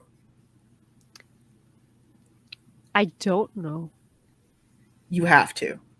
But the thing is, I've been so far down in this Muck, wonderful rabbit hole, yeah, Meyer, of Meyer. yeah, but of nothing but Japanese pop culture for so Yes. long that I have literally, like, for the past 2 decades missed everything that went on outside of that sphere. Okay. So Do I don't you know what remember anything the is. Dr. Seuss book, The Lorax? No, because we didn't grow up with it. Jesus fucking Christ. 'Cause the Okay. yeah, like, my first meeting with Dr. Seuss was when they made The Grinch with Jim Carrey. Because we don't have Dr. Seuss here. It's not Okay. like it's I like would Carola, I would like to speak to the person who is most in charge of your country. Get them on the phone, please. Okay.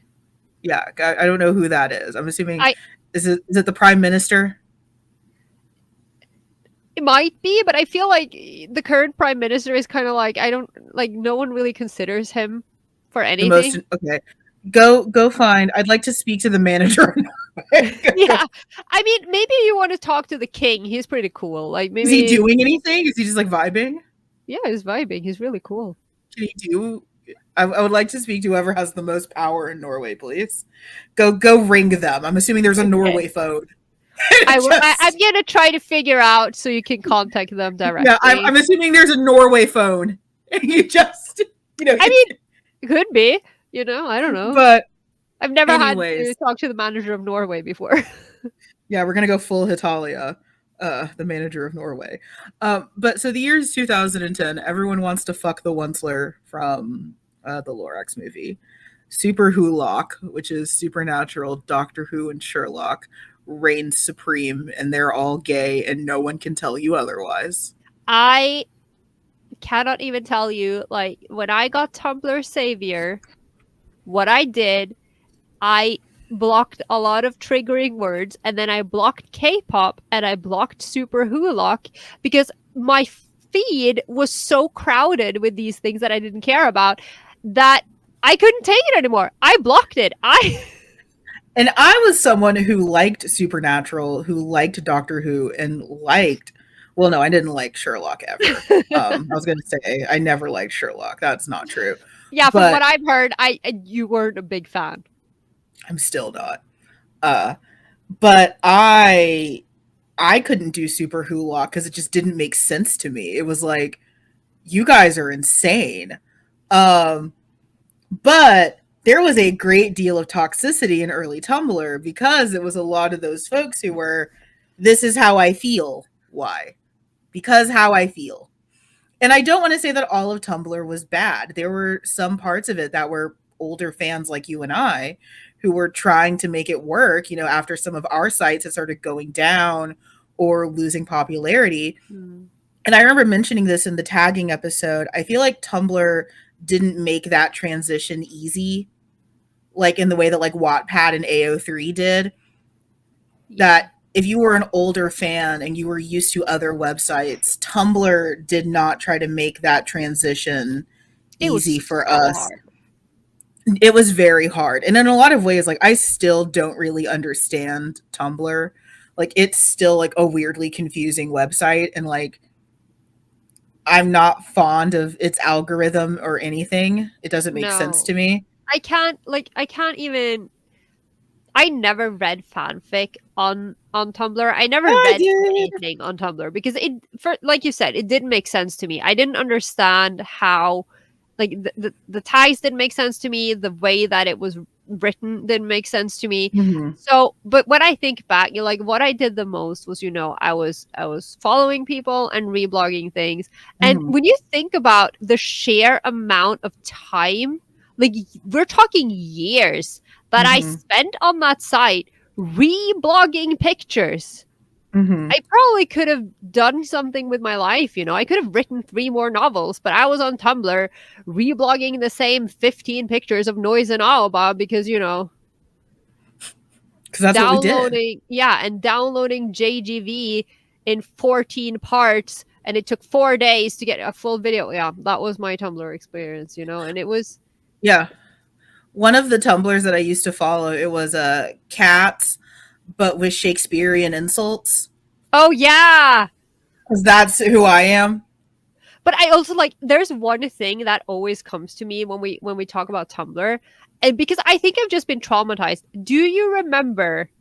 Do you love the colors of the sky? And that post just went on for fucking hours, and everyone was reblogging it, and it was just taking up. And then all of the edits that came, that were just but they were still taking up your entire feed. So every time someone says Tumblr, that's what I think about. I think, do you love the colors of the sky? I'm like, fucking no, not anymore. So my Tumblr is a lot of Jason Todd simping, which accurate. There's one Castlevania post that says heartbroken isn't that just a fancy word for feeling bummed out? And it says Alucard, you ignorant slut. Um, I which can't even look at mine because, like I've said before, yeah, for some reason there's so my much. Tumblr is still active.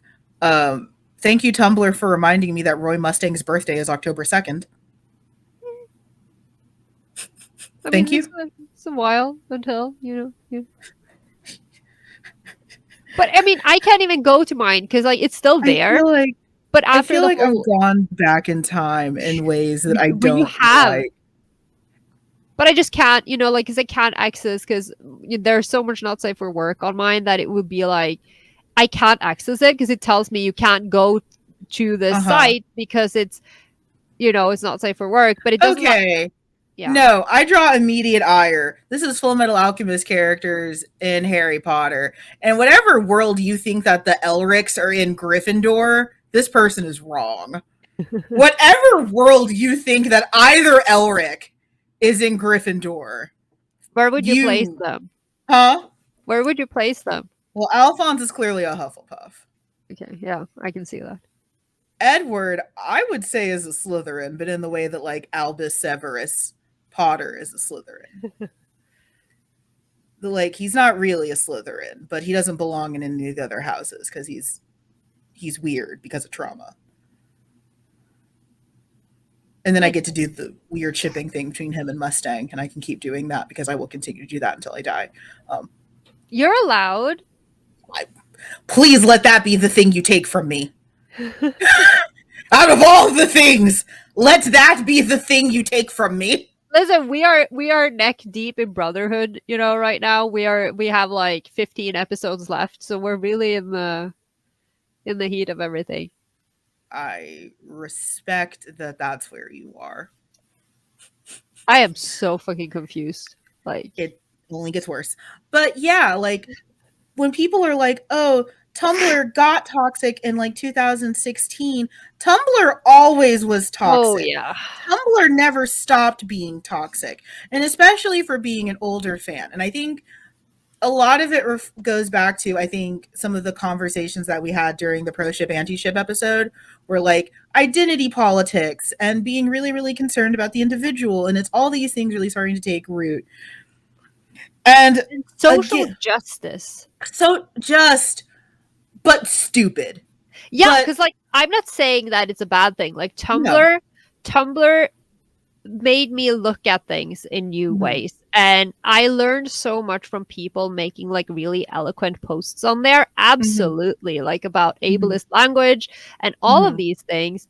But it was the taking the social justice and then Mhm. using it in these absolutely abhorrent ways that just didn't Mhm. make any sense And can and I have my applying it. moment? Yeah. Yeah. And let me have a moment of, as an African American, Tumblr was nothing but white women yelling over us. Mm. It was nothing but white women yelling over us and like things that like within the black community, because like we talk about like the barbecue, like if you spend any time like on black Twitter, we talk about like the barbecue, and it's like in Black Panther, all the nations get together and we just like talk shit. Things that at the barbecue we're not worried about, like when we bring our list of issues to the barbecue, things that we're not fucking concerned about, but white women on Tumblr, pressed, heated, angry. Mm. So then people come to us like, I can't believe that you guys are mad about this. And it's like, I don't know what the fuck you're talking about. That wasn't on the itinerary. We weren't concerned about this. But because this white woman was pressed, Mm-hmm. now you're mad at us. It's like, oh, I hear that you guys canceled this holiday because it's racist. We didn't do shit. We were talking about potato salad. Like, we didn't do anything. But like that's all that Tumblr was. It was just performative white people. Yeah, And yeah. I got very tired of that as a black person, just very, very quickly. I got very tired of that as a queer person. Mm. I got very tired of that as someone who was still identifying as Roman Catholic, because there was a lot of like Christian bashing.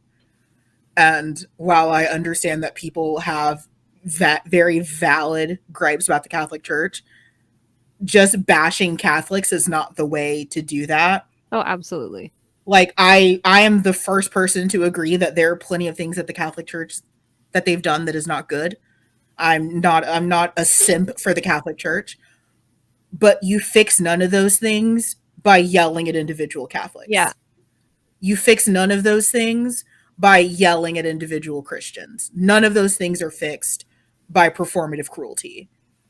And there was a lot of that on Tumblr. There was a lot of just like gross fetishization of like black bodies that I wasn't fond of on Tumblr, because by white people, where it's like, oh, look at this gorgeous chocolate mocha black cosplayer, and it's like, that woman's wearing a broom. Like, she looks bad. Like, she looks like objectively bad. But you guys are so concerned about looking performative that you're willing to get into like the R circle jerk, because you have to maintain this facade of social justice. And that's something that I still struggle with a lot in modern fandom, and especially like on like on black anime Twitter and black cosplay Twitter, where it's like, oh my god, look at my cosplay version of this character, and it's like, you look bad. Like, it doesn't matter, black, white, whatever. Like, that is not a good cosplay. Let us help you, rather than, oh my god, you look great, you're so brave. Like, that's I hate the phrase "you're so brave." And I don't hate it when used correctly. But it never is. Yeah, there. That's it. Because you know what? Shit. Say I'm brave for what I had to go through in 2010 as a black cross player. Say I'm brave. I'll take it. But you kids going to the mall and taking whatever photos on TikTok and dancing, you're not brave. I'm sorry. Like, that's not bravery. But like, it's never used correctly. Yeah, and it's also, like, when you apply it and like you're trying to be body positive or whatever, right? And you have like someone who is on the bigger side, or someone who isn't conventionally pretty, and they're doing something and they're posting it, and then someone's like, "Oh, you're so brave." That is not a compliment. Like, what are you doing? Right, like, you are not brave for being alive. No, you're not brave for doing what you love to do just because you're in the body you're in. Like, that isn't a compliment. That is just pointing out that people have opinions about your existence. Like, And that's not fair. We're not talking about BL. No, but it's all related. Yeah. We're being old and bitter, which is, half of the Yaoi Shelf. But, I Yuri on Ice was ruined to me by Tumblr. I had someone, that was what we were talking about, right? I did have someone say that I was homophobic for not liking Yuri on Ice. But, that's okay. Me, an actual bisexual. But I've told you this before. Like, I'm sorry to break this to you, but bisexuals don't exist. You know what? You're right. Yeah, I mean, it's that 30-year long con that I've been a part of. You're not actually here right now. I'm a bitter figment of everyone's imagination. Yeah. I mean, I don't know what you're trying to do, but like, I'm not buying it. So yeah, I'm an angry figment of everyone's imagination. I'm 3 owls in a trench coat. And a pansexual. Like, there's not even an explanation for me. Like, I'm just... Yeah, there is. You're sexually attracted to pants. I did get a new pan from my parents. It's very exciting, isn't it? Yeah. It was love at first sight. I can assure you. It was a walk. What even is this episode? Us being old. Us being old. Dear listener, thank you for us being old and weird. Listening. Yeah, I'm bitter as all. I mean, but that's the thing. But that's what we are. We're old, and we've been through this stuff. But yeah, when people are like, "Oh, Tumblr just recently got toxic," bitch, what do you think they were doing when they were saying that Jensen Ackles was homophobic because he didn't want to read your Destiel fanfic? Like, no, it's always been toxic. It's always and like, and we've talked about this. Like, we're not saying that other sites and other communities didn't have, similar problems, and that, the whole, oh, that's problematic, you can't ship those Mhm. characters, whatever. Like, it's not like those things didn't happen in other communities, but it was Mhm. so prevalent on Tumblr. Like, it came to a rise in such a way on Tumblr that it's Mhm. really like, that's why, when we talk about how, oh yeah, it started on Tumblr and it was Super Huluk and Voltron, like, yes, and Mhm. not only that, but also yes, because I think it was because there were so many people who had their first like fandom experiences in that environment where, these ideas were beginning to be perpetuated and mixed again with this strangely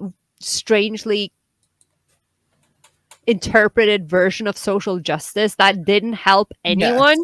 Yes, and I think so much of it also, and this is, how I'll kind of wrap up this episode because I'm realizing it's been almost 2 hours, How do we um, do this?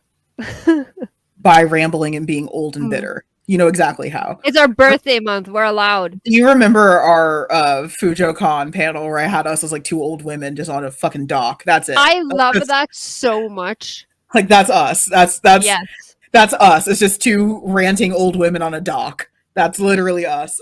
Um, but I think what's important to say about all of these sites is they captured a moment in time. Yeah. Tumblr was the zeitgeist of white performative activism, Mhm. of your feelings matter so much that you can force your feelings on other people, that Yeah. you do not have to back up anything that you're saying because your feelings. And if anyone is wrong, they are attacking you, not an idea, not a fictional character, not a show, not a system. They're attacking you. Yeah. And I will forever be upset at Tumblr for destroying what we worked so hard to build. Because, I listen to this show because I'm a raging narcissist. And I listen to Carola and I talk. And we don't agree on a lot of things. There's a lot of things that we just do not agree on. Yeah. And none of it has ended our friendship. Neither of us have said a slur to each other. Neither of us have, broken and made like a 15-part video series on YouTube where it's like, this is how my co-host is secretly really problematic. We've never doxed each other. Like, and we disagree on a lot of things. We do. And it is in that foundation of having that background of, again, we needed each other. And also, when you get mad, you're mad at companies, you're mad at Mm. systems, you're mad at ideas, you're not mad at people. No. And I will forever be disappointed that Tumblr killed that. Yeah. And this is where I wax philosophic and am old and sad. It for the worst changed fan discourse. Mm. It for the worst changed social activist discourse. It for the worst changed discourse. Yeah. And now you get people who can just say, I think this character's trans. Okay. Would you like to elaborate on that? No, you're transphobic for disagreeing with me.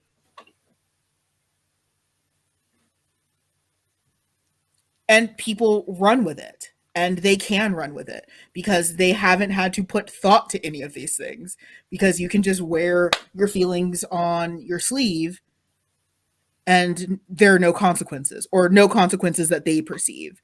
There's no one thing that I don't think we talked about enough, and we'll probably talk about this more in the Patreon episode, is how much we got pecked for doing things wrong. Like, I don't know if you guys watch a lot of birds. I don't know if you figured out I like birds. You think? I don't know if it isn't obvious at all, but I really like birds. It's very subtle, as you can Mm. tell, but I really like birds. And I But mean, not to bring Yashiro into it or anything, but twittering birds never fly. Anyone? Like, is there a pattern? Maybe. no, No. no. Okay. But you know, if you have a flock of birds and you have these little babies and they do something wrong, they get pecked. Like, not hard, but they get pecked. How many times, Carola, how many times did you get pecked for bad formatting? I mean, I was always super apologetic and like avoiding everything like the plague because But it yeah, happened. yeah, it happened. It happened. And Like, that wasn't meant to be a call out. Like, that was no, I was just pointing out that I've always been such a recluse within Mhm. fandom that it probably didn't happen as often to me as it did to many of my peers because I was already so isolated within my communities in many ways. But yeah, it happened. And I remember getting called out because there was this massive thing where it was so common to refer to like black-haired characters as the Raven, and I just remember getting called Oh out my, by some oh angry my. adult about that once. And I felt Yeah. awful. And that stuck with me. And guess Yeah. what? It made me better. Yeah, it did. And I think, and same, like, I got called out for shit like that. Like, I got called out plenty of times for like just like bad grammar and stuff like that, because I used to write not on like Word. I used to write on Notepad Oh. because my aunt wouldn't check there. She'd check Word, she wouldn't check Notepad. So Notepad didn't have any grammar tools. So I Hmm. got called out plenty of times for like bad grammar and misspellings, and that made me better. That helped me. That made me improve. And you don't see that kind of checking exist anymore. And again, like, I point back to the pro ship anti ship episode, where I feel like so much of this is because of Tumblr. So much of this, the seeds of that Yeah. discord are started in Tumblr, and that this is just the current apotheosis of it. Because, to wrap things up, we have to talk about Tumblr shitting the bed and the fact that it made everyone have this mass exodus to places that were never meant to be Tumblr, and now they're acting like Tumblr. Cough Twitter. Yes. And it's like, and I was going to say that because one of the things that also obviously happened a lot on Tumblr was, I feel, the beginning of that call out culture. The Mm-hmm. hey besties, who's following this that very, you know, because you had the anonymous ask option. And of course this happened everywhere, like Ask FM and Curious Cat and Mm-hmm. whatever came before Curious Cat, but the anonymous ask option on Tumblr was used and abused by people who were calling out others for what they were shipping or how they were writing or Mm-hmm. whatever. And then Tumblr basically ends up kind of justifying, probably in their heads, what these people were doing by suddenly going, okay, now not safe for work content is no longer allowed on this site, Mm-hmm. thereby, you know, basically legitimizing the idea that, oh, porn is bad, kink Mhm, is bad, queer mhm, is bad. And then mhm, everyone flees, like you said, to different platforms. And that mhm, same thing is now being perpetuated because they're mhm, parroting it. Because again, mhm, young influential minds, or easily influenced minds rather, mhm. are, taking what they learned. Because like I said, I didn't know what disclaimer meant. I didn't And know no. why I had to write, these characters don't belong to me, but my fandom elders did. So I did. So when Mhm, you are 12, 13, 14 on Tumblr and you see that people are doing these things, you're going to copy it. You can't use mhm. Tumblr anymore? Okay, you'll do it on Twitter. You'll do it on Absolutely. AO3. Yeah. And in places, again, that were never meant to be that. So one thing, again, we've had a lot of Amanda day job chat. One thing that I'm always fascinated about is when people get upset at websites for not doing what they're not supposed to do. So, like, I remember, during the pandemic, everyone's like, oh my God, we can't go to the office anymore. Everyone just use Slack. I Slack was hate never meant, I don't have, not a sponsor, but I don't have feelings about it. Slack was never meant to be a virtual office. It's a great tool, but it was never meant to be a virtual office. Um, People did that also with Discord. It's like, Yep. oh, Discord isn't like Slack. Yeah, it was never meant to be like Slack. And you're getting mad at Discord for not being a tool that it was never supposed to be. And Exactly. that happened a lot in the void that was left behind with Tumblr. Mhm. I do want to close on one point is a lot of these sites don't exist anymore for a reason. And it is the pornography aspect of it. Now, here is a nuanced take that you guys probably aren't expecting from us. I don't think that Tumblr's porn ban was a bad idea.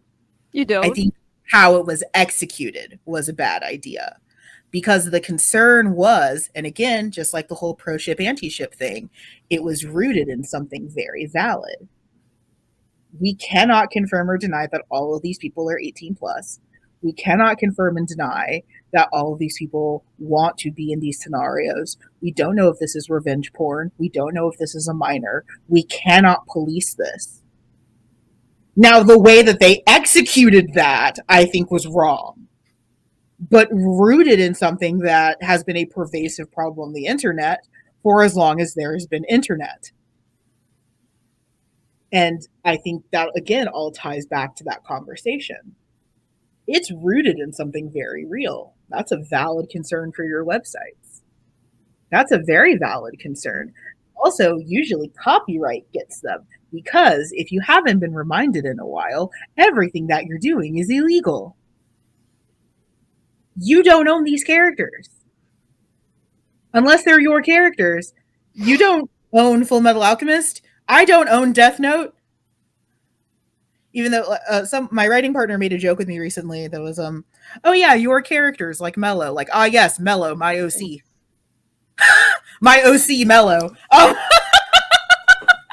I mean, At this stage, you know, my OC Mello, but I don't own Death Note. If the creators of Death Note were to ever find my fanfic and be like, hey, take this shit down, I'd have to acquiesce. I don't own this shit. hmm. I don't. And that's a tenuous conversation that honestly I'd love to make a whole episode about when it comes to fan works, is that I think we've gotten very, very brazen with forgetting that this stuff is illegal.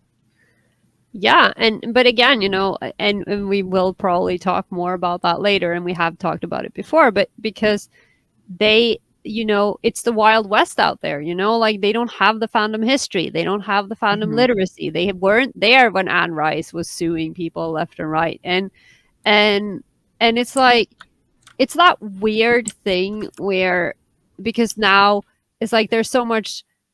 Not that we didn't identify with characters, like you base your gender on Yuki 80, and I've definitely Can I have that be less of a call out? no, but it's just I'm just saying we No, identify with I know characters. you're right, but like for whatever reason, like, can I help you? Can No. I do No. something for you? But I love Yuki 80, so I don't have a problem with this in the Continue. slightest. But it's just we didn't, but even though we identified with characters and based ourselves a lot on like personalities that we wanted, like characters we looked up to and wanted to be like, we didn't kin them the way people do now. I hate that word.